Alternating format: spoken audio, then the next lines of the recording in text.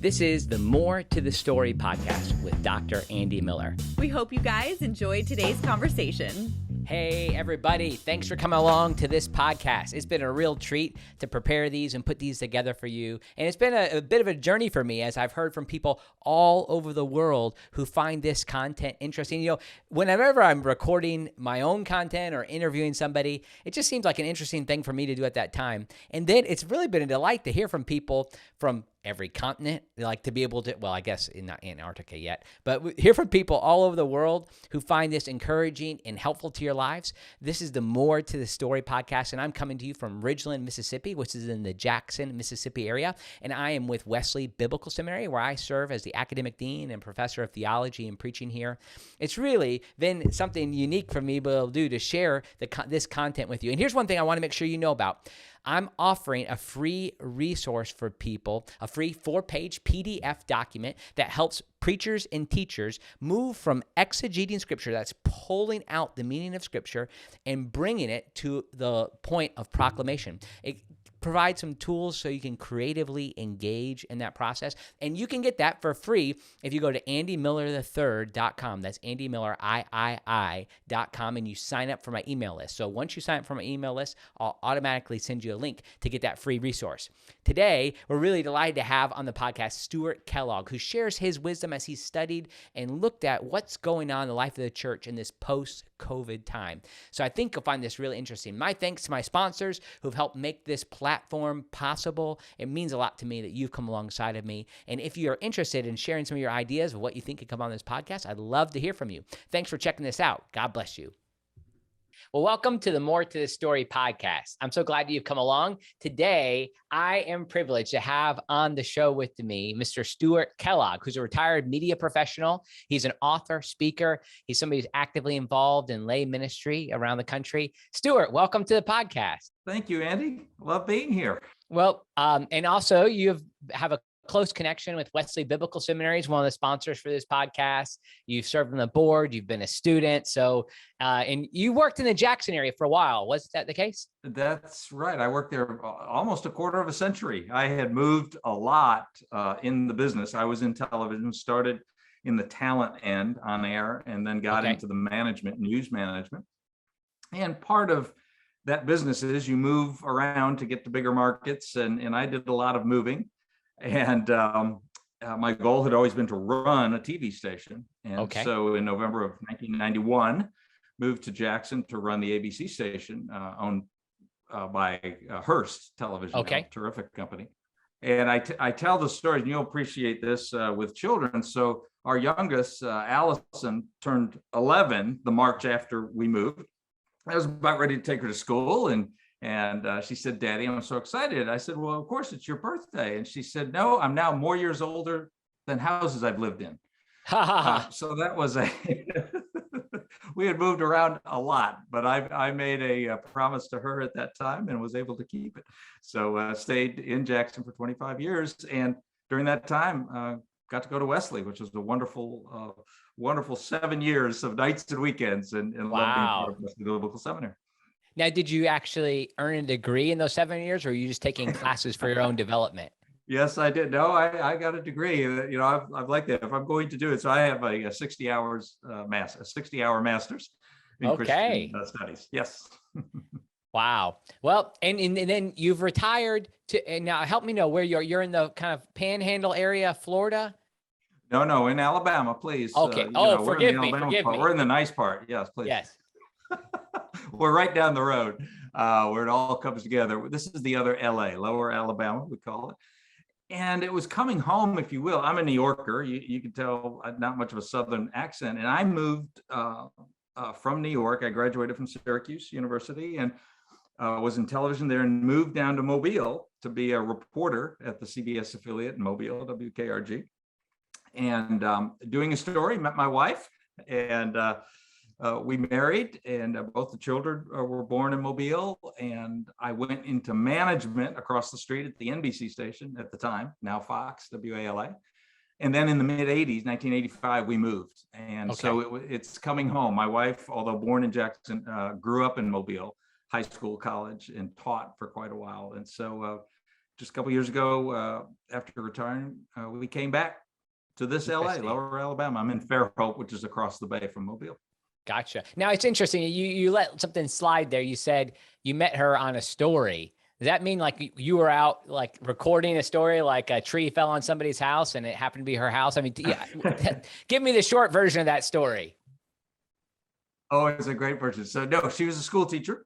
Okay. And I can remember like yesterday, March 1st, 1978. And so I was given the assignment. She was a teacher at Theodore, which is an area just outside Mobile. And she was having a mock wedding. She taught family living. And so the kids had a mock wedding, and then they would be paired up and they would have to go through certain things in lives. They'd pick a paper and it would say, you lost your job. So you'd have to go find a job. Somebody died. You'd have to price a funeral. Anyway, it's kind of a neat story. So this was the mock wedding, the big mock wedding. So I went there and did the story, and that's how I met her. I love it. Wedding bells were in your future too. Isn't that funny? Yes. So about a year and a half later, we married. Wow. Yeah. And we've been married now for 42 and a half years. Amen. Love it. So yes. we come today to talk about your new book, The Post-COVID Church. So this is something we've all been working through, and I served as a pastor for a year and a half in the midst of COVID. I worked through a lockdown and all those type of things. So I'm really anxious to hear what you've learned, or actually let's just start, like, what led you to write this book in the first place? So I'm in the laity. We had moved from Mississippi at the end of 2015 and retired. I moved to Georgia to help take care of my father-in-law, widowed and ill. And we were there for a couple of years. And after he passed, we came back here. So we had been here just not that long when the pandemic hit, about a year. And I was just watching, as I was trying to do different ministry things, I watched how various churches reacted at the beginning. Some, I call it turtle churches, hunkered down, cut programs and just waiting for normal to return. And then watching what other churches were doing, really reaching out and saying, this is an opportunity. And it just struck me. And so I started interviewing people, and I wrote a column, a couple 1,000-word column. And I was trying to get it published. And I was working in the yard one day, and a name popped in my head, Joe Stradinger. Joe Stradinger lives in Ridgeland, Mississippi, runs Edge Theory, very much in the social media. He and I, after seminary, I studied under Chuck Colson, the Colson Center for Christian Worldview. Yeah. And I was in the fourth class. Joe from Mississippi was in the first class. So we had met through the alumni. His name popped into my head as I was raking. So I hadn't talked to him in 5 years. I texted him. I said, I'm working on this. He texted right back and said, let's talk today. And we talked. He said, look, you can write an article. Somebody read it, they'll nod and go on. He said, you need to get in social media. Let's make this a movement. And so that was the impetus for the Post-COVID Church, starting as a Facebook group, then growing into a podcast, a website, an app. And so I would do regular videos, blogging, interviews, podcasts, just looking at what different churches, but also professionals such as George Barna, who's done research for a couple generations on the church. I was able to speak to him and others. So leadership experts, and so just kind of a broad look at what different churches were doing. Put in a lot of surveys, and so as it grew and the followers grew, my wife Beth said, "You need to make it into a book, and you've got all this material." And so that's what I did, and published it late in 2021. Kind of the idea is that the subtitle, "The Post-COVID Church," is an action plan to thrive, not just survive. Right. Great. So that's the idea of it. Now, even the name of the movement, the social media movement, the podcast, the book, this whole idea, that is interesting because it says post-COVID, and it's January 2022. And I don't know that we're yet there. We're not post-COVID. So what are you getting at with the name? Yes. And that's one of those things saying, boy, if I'd known more, because I believe it's going to be endemic. It's going to be around like the flu. So will we really choose? But from a pandemic standpoint, that's going to end, and we could argue that it's close to ending as a pandemic. Sure. And so the idea is, I just like post-COVID. I guess I could have called it post-pandemic, in the sense of what the church will be on the other side Right. of the shutdowns, of the changes. And of course, as you know, Andy, on top of this is all that was happening to the church anyway. The church was losing influence. It was losing members. It had all these issues. This simply accelerated it and has pushed it faster.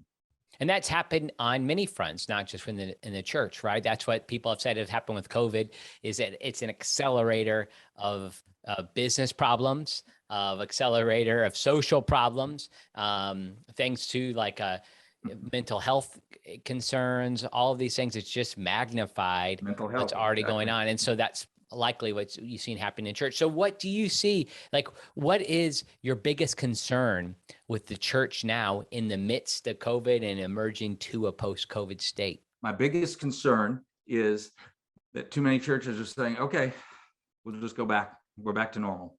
And I see it where I am. And it's like, man, you don't understand.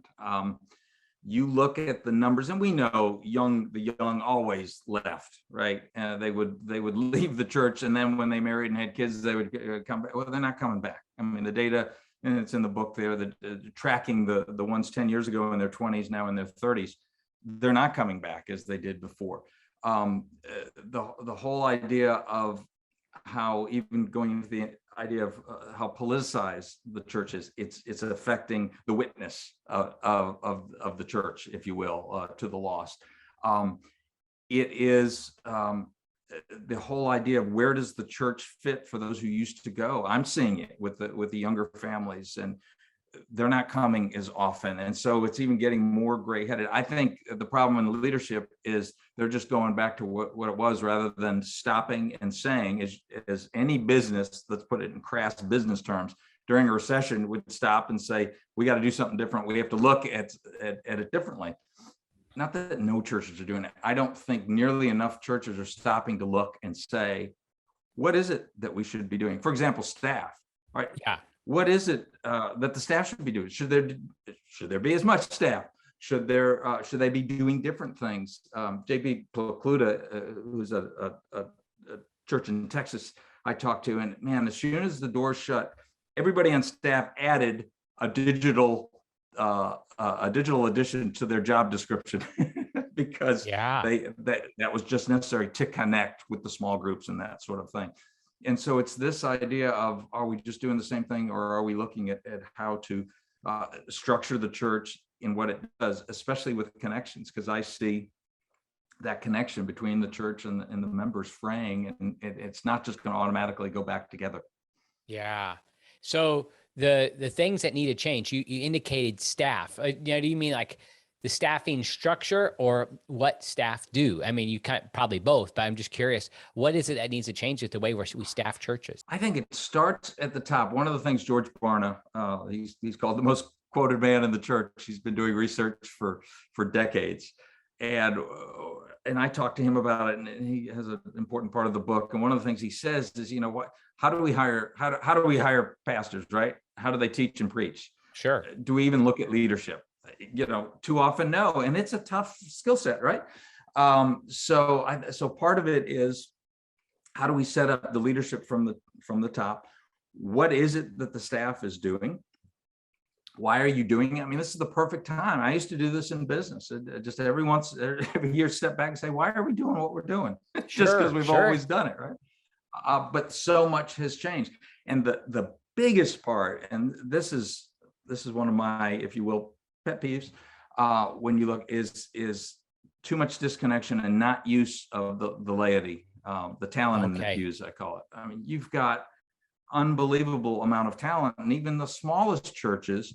And how are you using that talent? And I think it's a combination of, I think too many of the staff or pastors are a little intimidated, perhaps, or don't want to give up that control. On the other hand, some in the pews saying, hey, come and entertain me.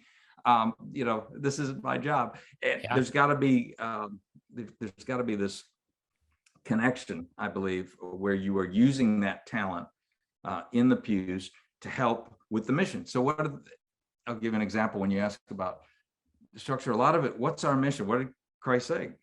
To make disciples. So everything, I believe, should go through the filter of a discussion is whatever we're doing at the church, is it helping make disciples? Right. And if it isn't, then we at least discuss then why are we doing it? And there may be a reason, but it will help focus the mind on why we're doing all these things.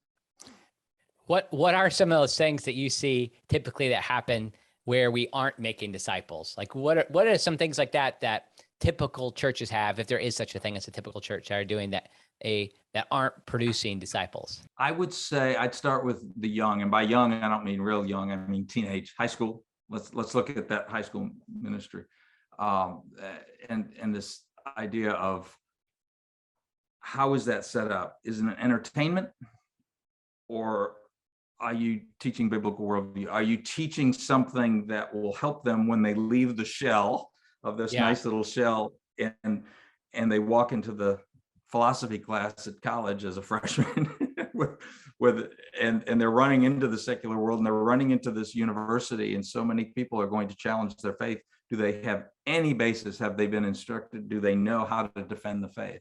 So I see that as probably the key, especially now with all the issues that are surrounding the culture. How do you even have that discussion about sexuality, for example? Can you even talk about it? Can you defend the faith? So I think that's a key area, is that high school ministry. And I think too often it's just been done the way it's always done. Corey Miller from Ratio Christi, I don't know if you're aware of Ratio Christi, but it's a ministry around the world, and it's on campuses, and it's an evangelical Christian group. And a lot of it does, they'll sponsor debates sometimes, but a lot of it is with Christian worldview. And Corey mentioned, the idea of the skinny jeans and fog machines. If that's all the high school kids are getting, instead of this rich biblical basis for how to defend their faith, they end up coming to campus and just not having that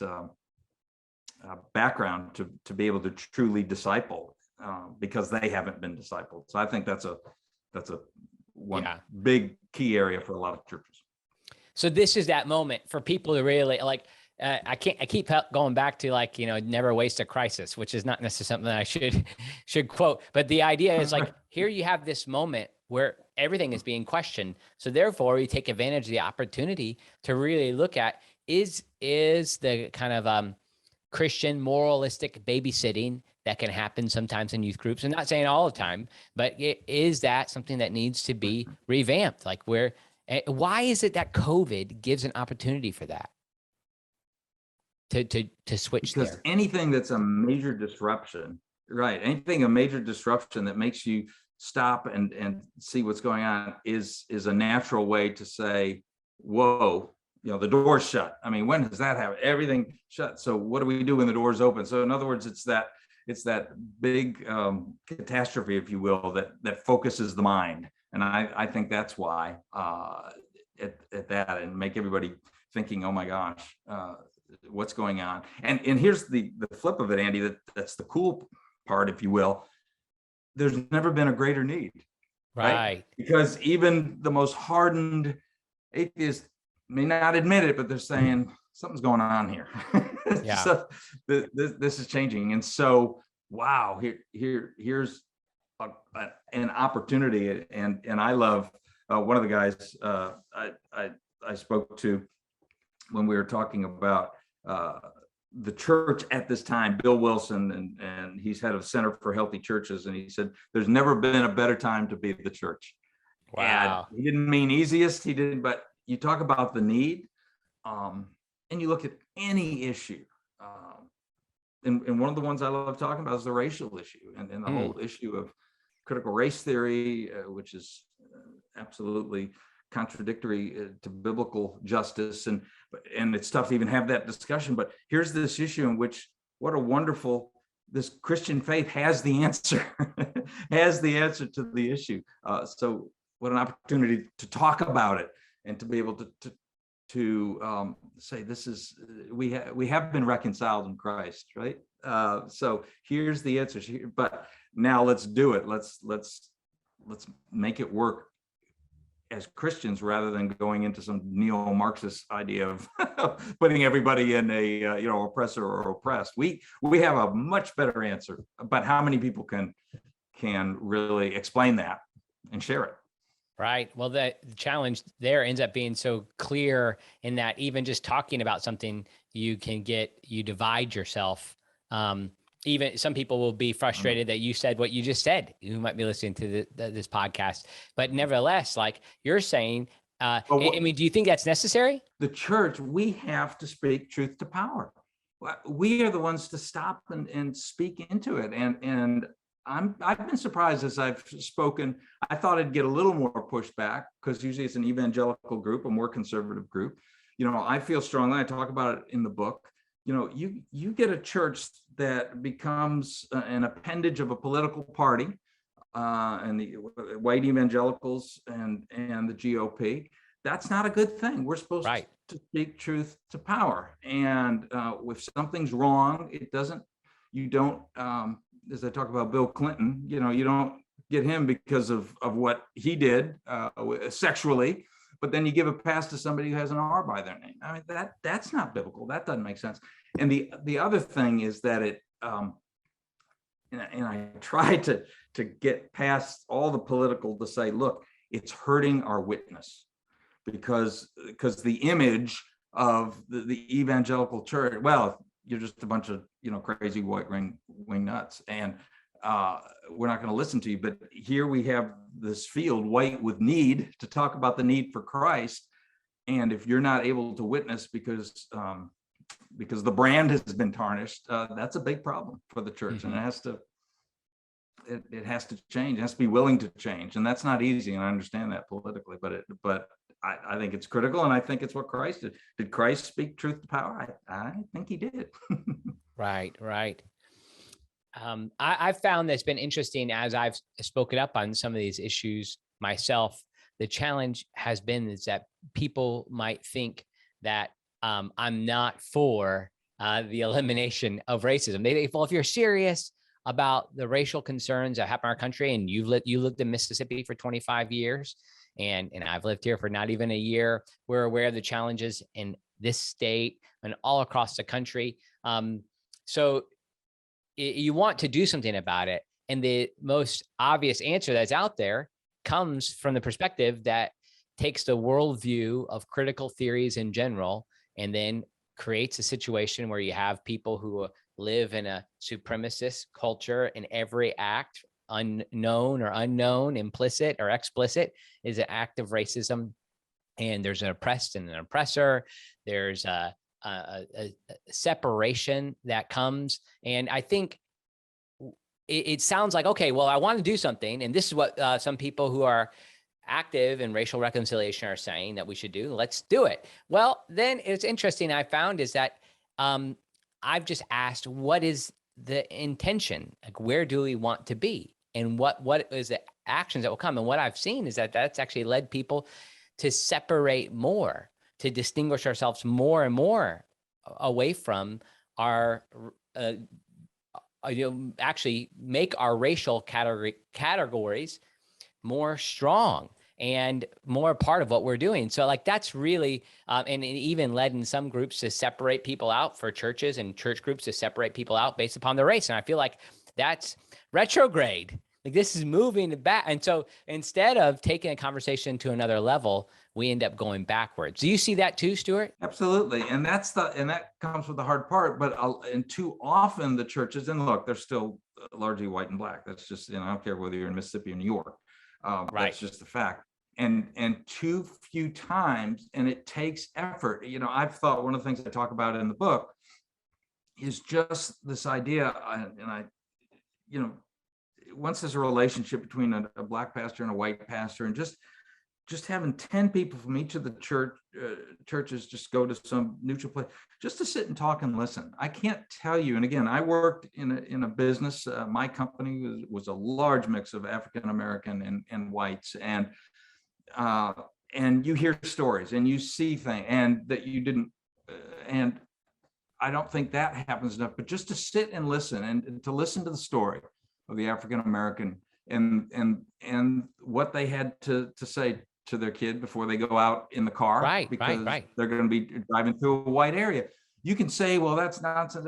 It happens. I have seen it in Mississippi when I used to take a nap when my wife would shop at the mall, and nothing happened to me. And I remember watching this black man doing the same thing. Well, the security came and got him up because, so just to hear those stories, and that's the starting. And I wish more churches would do that. And there's been a lot of efforts. That's the good thing about Mississippi. I mean, you can't deny the background, right? In New York, where I grew up, they pretend it's not a problem because we're not racist here. Nonsense. There's no interaction. In Mississippi, there's a lot of interaction. There has to be interaction. So at least there's a little more talking about it. But I think that's been my experience too, in living in the South in general. In the South in general, I've been in a place where I grew up in Chicago and Detroit. I think the same problems exist, but in the South, people are forced to be together more, and they're in a situation they have to work out these challenges. Okay, I want to move on from the racism discussion. That's obviously something that we're all having to think about time and time again, and change and make sure we're being servants and Christ-like as we serve our communities. I imagine that you have to think a lot about, with the post-COVID church, with the challenge of worship, like how worship happens, how it's happened during the pandemic. I mean, I know there are some churches that are they're still not back from COVID. Like and some have made huge changes, like where immediately they started figuring out a way to have a little better TV production, online presence on Facebook, social media, YouTube, et cetera. But some have just said, no, back to normal. I mean, what are you seeing that's happening with how not just Sunday morning, but worship experiences are happening? I think more are trying to go back to the normal, and a lot were already doing some kind of hybrid. And I guess that's the upside of this happening when it did. You got an iPhone and a Facebook page in a tripod, and you can stream abroad. You can stream a service. And just think 30, 40 years ago, that wouldn't have been possible. So the barrier to entry is so low. And I think it's important that continue, because there's a group of folks who are simply not going to be comfortable coming back, especially as these waves come in. So I think there'll be a bit of that hybrid, but I think the most effective are going to be the ones that have discovered, how can we use this social media? Look, it's out there. You can't put it back in the box. And I think there's a lot more negative than positive to our culture and society, but that doesn't matter. But how can we use it to stay connected? How can we use it to make a difference in making disciples? How can we use it to marshal together? Even it's not perfect, but even when we can't meet. And I think the most effective ones have creatively done that. But also just the old-fashioned way. It was interesting as I talked to different folks around, those that, even though there was plenty of staff, they were getting paid, no one was coming in. They never heard from anybody at the church, but others made it a mission to connect with people, just a phone call, just something to connect as the body together.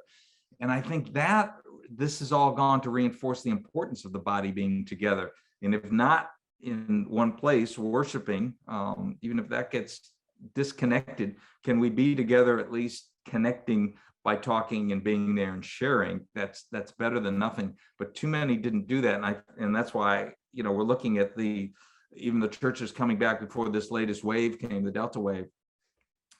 30 to 50% is the average as far as attendance, coming back. And so, once you get out of that habit, and again, if you haven't been connected, if you haven't been talking to folks, if you haven't been, then you may go somewhere else, or you may sit and watch services online, or may just drop out altogether. And I'm afraid that is happening far too often, because it's too easy to drop out now. Yeah.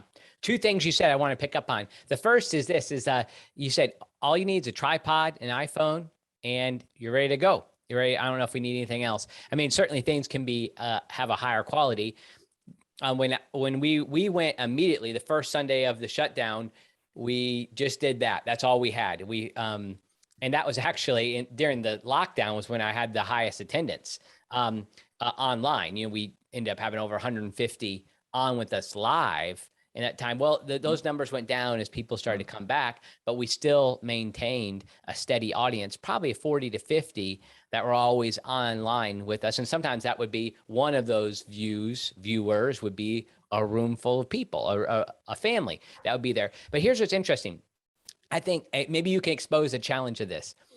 I had several people say to me, okay, yeah, I can do that. I just need a camera, a tripod, and iPhone and a camera. Sorry, I keep on getting it wrong. An iPhone, which is a camera, an iPhone and a tripod, and we're ready to go. Well, why aren't people going? And I had one person honestly say to me, I don't like what I'm showing. I don't want the pressure of having to be live. I don't think the quality is that great. So they just didn't do it. And that's churches in my denomination. I'm not sure what their purpose is, but I don't know if 10% are streaming now in amongst Salvation Army churches. Maybe there are. I might be wrong with that, but from what I see, I don't see that many. So what's behind that? What's underneath that, Stuart? Well, it was at 90 to 95% were doing something online. Pretty amazing, because they could at least do something at the forefront. I've not seen the data of how many, but I would, based on that, I would think a lot of folks are at least doing that. Some did the pre-production. These are normally a bigger one where they taped it ahead of time and produced it so it looked a little nicer because they had the equipment and that sort of thing. But clearly, and I don't think that'll change. I think even if it's the most basic, maybe one or two cameras, and again, to buy a camera, not just a phone, and it's not that difficult to get in to the business of streaming. I think that's going to continue. And I think the smart churches, and we saw it did creative things with kids, did creative things with seniors to connect and to use different ways to connect, either with particular classes or with particular one church that I spoke to the associate pastor on the podcast. They just decided to hook up, and on Wednesday night, the pastor would sit and just answer questions, and do that from the basement of his house. So you can do kind of crazy things. Let's try some things. And that's the whole bit. If it doesn't work, no big deal, try something else. So I think that will continue. And I think that's important, but it's too easy to get, again, out of the habit of actually connecting, either physically or at least connecting on the phone with people. So that there is that community, because I'm afraid that's what we're losing. Yeah. During the shutdown, I realized we had a congregation of about 150 to 200 people where we were serving, that there was just so many people that all of a sudden we had lost contact with them. And then we were coming up to that first Easter where we weren't going to be back. Like, how's this going to work? And what we did was we were able to set up a time to go by regions of our city. We lived in a large metropolitan area where we would say, okay, we're going to be in the Northeast section. That's all of these people, 20 people. And we said, we're just going to come through and we're going to do porch visits or front yard visits, and we'll keep our distance. We won't shake hands. We won't hug. We had a little band that came along, and it's like we went caroling, Easter caroling. But what we found is we could hit probably 20 people in an afternoon. And so people be ready for us. We come as we could. Now, what I realized in doing that was like, whoa, this is a great idea. The pastor often has like the obligation and like the burden of visiting people. And it just can seem overwhelming, because how can you get to everybody? And then you end up just going to the people who are sick. But people appreciate it so much, and you get to know people so much better by seeing them where they live.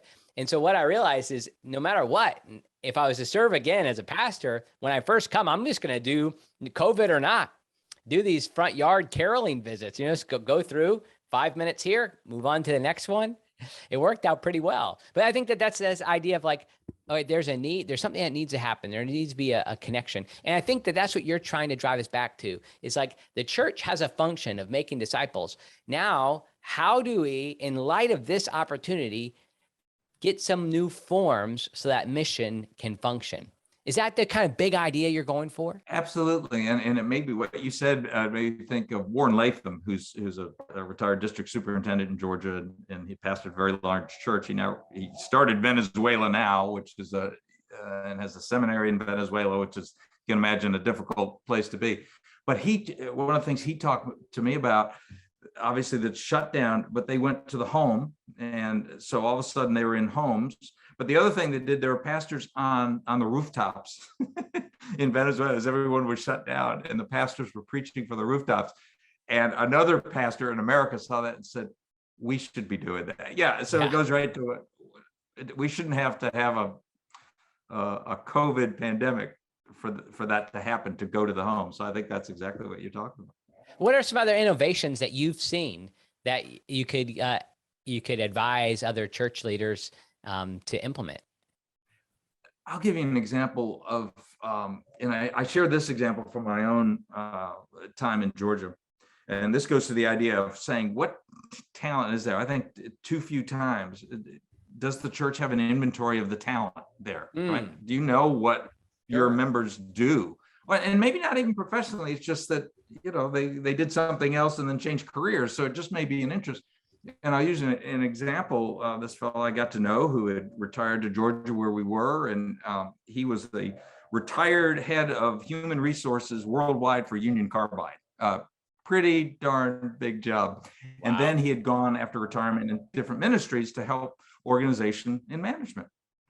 And the church we were in was having some personnel issues, and I got to know the pastor, and I said, do you know Pierre? And downstairs in our class, I told him what his background is. I said, I think he's got a lot of help that he could get. Oh, really? And the information, never talked to Pierre, so, and again, I think it's the sense of, I don't want to give up control or whatever. So, but the smart ones are looking for, where's the talent there. And I'll use an example from this little church, Grace Chapel, 180 people in South Carolina. Rusty Graven is the pastor, and everything's shut down. And then they're starting to think about coming back out. Well, it turns out one of his parishioners was a retired engineer who had worked at public TV. And he said, I can get some equipment. He got this equipment and put together a radio station. Now, it was 1 mile diameter, but he got the equipment. It didn't cost him anything, put it together so that a couple of folks lived nearby, but the other older folks would come into, they weren't comfortable coming into the church, but they'd sit in their car and listen to the pastor. Wow. But this pastor said he found out, he asked the guy, go do it, and so I think that's just letting go do it. Again, will it help make disciples? Yes, I think that's an example of making disciples. So those are a couple of, I guess, if you will, a negative and a positive, but it goes just to that idea of what's the talent. And I don't know, I think maybe one church, and we've moved all over. Beth and we're in our 16th house. So we've moved a lot, part of my business, a lot of churches.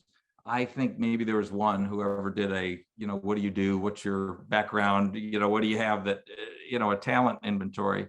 And I just think that's one big takeaway that I think can really make a difference to the church and to the Great Commission. Yeah, absolutely. What are some of the other things in your book that you highlight that you'd like to share here that, we talked about staffing, we talked about dealing with some of the really ideological challenges that the churches have, like taking those head on. You also talked then about the nature of worship and that keep everything in the focus of discipleship. But is there anything else? I guess you could just say, go read the book, which we'll offer here to people. Make sure you go. I could say that, but no, I would say the big one, and I just touched a little. It's available on Amazon. Go ahead. Is the Christian Worldview. Again, I mentioned that I got to study under Chuck Colson, which is an unbelievable experience, and just my eyes open to the idea of a worldview. We all have a worldview. It's the lens through which we look at the world and make sense of things. Christianity is a worldview. And it just is such an important part to answer these tough questions, whether it's sexuality or racial issues, is having that Christian worldview, that lens. And far too few Christians have a worldview that is a Christian worldview. We've gotten far too, you look at some of the data, and I've got some in there, the idea of the percentage of Christians who believe you earn your way into heaven. I mean, these are evangelical Christians, about a half. I say, how does that even happen? How can something as basic as that? So this idea of thinking as Christians and thinking biblically, but also thinking through that lens of Christian worldview for everyone, but especially for the young, because of what they're coming up. That's got to be a focus, and it isn't, and it drives me kind of crazy, because I just think it's so important for people to understand how to make sense of the world through the Christian perspective, through that lens of their faith. So that's a big takeaway that's missing. And boy, you talk about a time when it's important. It's now. To know what you believe is how we put it. I mean, as we leave from become a post-COVID church, like we have to be. So this isn't just necessary. Your book and ideas aren't necessarily just related to the pandemic, but it's more or less, what is the church supposed to be? I mean, this is a book about the mission of the church. Is that right? Right. And how, in light of what we've gone through, and basically, how can we use it, if you will? Again, you don't, as you put, I think it was Raul Manuel who used that term. We don't want to, you don't want to, was it a disaster to go unused, or whatever that thing is, how to use it. So yes, it's how the church, and it's going back to what we are to be, because we've lost our way, and the church has lost it, again, its influence in the culture, and we've seen that. We're now up to it's now one. It was one of five. Now it's 1 out of 4 nuns, NONES, who are not connected. Church membership is now below 50%. In a generation, it's gone from 3 and 4 to less than half. I mean, it is.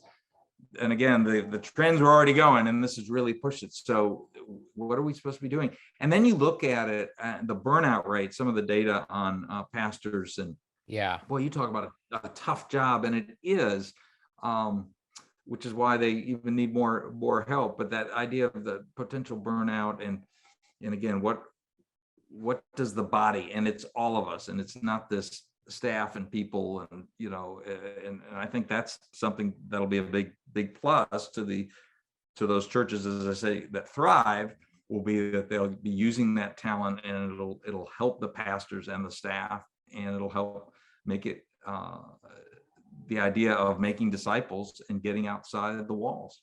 Yeah. Here, I want you to use your imagination with me for a second. There's like 2 options. Like you mentioned, there's the turtle churches, a hunker down.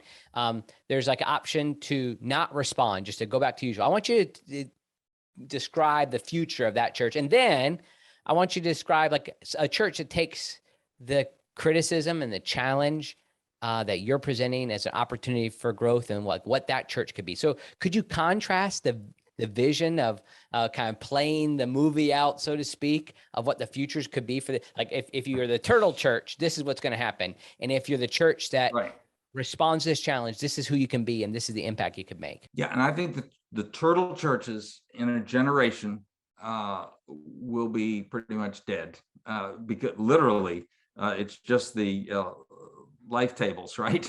As they are more white-headed anyway, and they're not going to be growing. And I think they're going to be really those relics. And it's almost that European model, in the sense that even the old established churches are there, but these giant facilities with 40 or 50 people. So I think they will wither. They'll be merging. And I think in part of this too is that a lot of those are the mainline denominations, which are, as you know, and you've talked about on your podcasts, are as they embrace the culture and walk away from the biblical foundations, that's just going to exacerbate it. But there are plenty of evangelicals that are in that hunker down mood too, and they are going to have that awakening. I think the other will be, it doesn't matter whether you're the most innovative, not that there won't be big churches, but the church is going to be smaller. And I say that just because we have this number of members. You can just look at the membership is down. And we're in a country, and I'm talking about America now, and we're in a country with very little population growth, and the people are leaving. So the church is going to be smaller. I think those churches that lean into it, because they will be speaking truth to power and taking stands, are going to come under much more difficult times, challenges, as will individuals. It's going to be tougher. For example, in the business world, an evangelical Christian who happens to stand up for the biblical idea of marriage, even to have the discussion, it's not even allowed. Right. That's going to cost jobs, and so the church itself, I think, is going to be smaller. I think the ones, though, that again lean in, are creative, use the talent, even though they may be a bit smaller numerically, are going to have an exponential impact in the community because the needs are so much greater. I mean, just look around us at what those needs are, and I think they will be those islands that'll be making a difference, and that will stand out that way, and that will be the model, if you will, for what Christ called the church to be.